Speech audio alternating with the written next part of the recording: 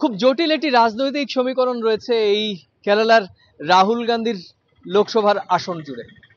অনেকে বলছেন যে রাহুল গান্ধী এবার জিতবেন, ভোটের ব্যবধানটা গতবারের থেকে কমবে, কিন্তু রাহুল গান্ধীর বিরুদ্ধে অর্থাৎ একজন নির্বাচিত লোকসভার সাংসদ সদস্য হিসেবে গত 5 বছরে তিনি এই ওয়ানরে কেন্দ্রতে মাত্র 9 বার এসেছেন। 26 এপ্রিল তৃতীয় দফায় লাইনে দাঁড়িয়ে ভোট দিয়েছেন দক্ষিণ ভারতের প্রাকৃতিক সৌন্দর্য ঘেরা কেরালার ওয়েনারের লোকসভার সাধারণ মানুষ। তবে 2019 সালের তুলনায় ভোটার পরিস্থিতি ছিল কম। ভোট দিয়েছেন 71% মানুষ, যা গেল বছরের তুলনায় 5% কম। আর এতেই কংগ্রেস শিবিরে চিন্তার ভাঁজ। কেরালায় রাহুল কেমিস্ট্রিতে কি তাহলে কোনো পরিবর্তন আসছে?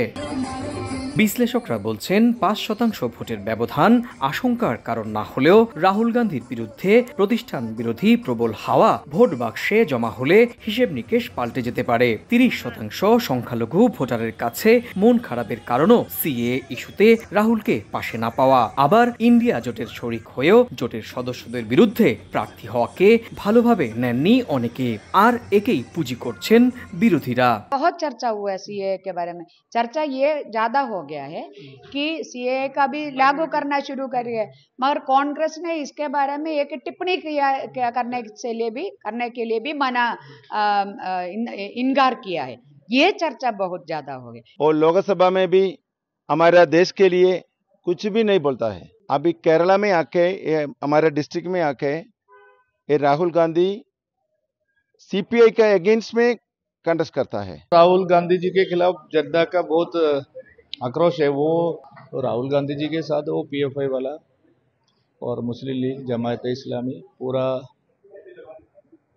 आतंकवादी समूह राहुल गांधी के साथ है ना। রাহুল ভক্তরা বলছেন ভিন্ন কথা। তাদের মতে জয় নিশ্চিত, বরং বিজেপি একটা আসনও পাবে না।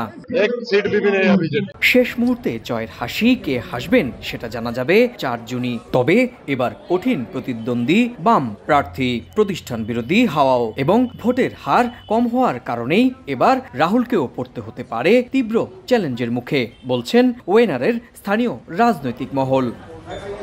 সুব্রত আচার্য, সময় সংবাদ, কেরালা, ভারত।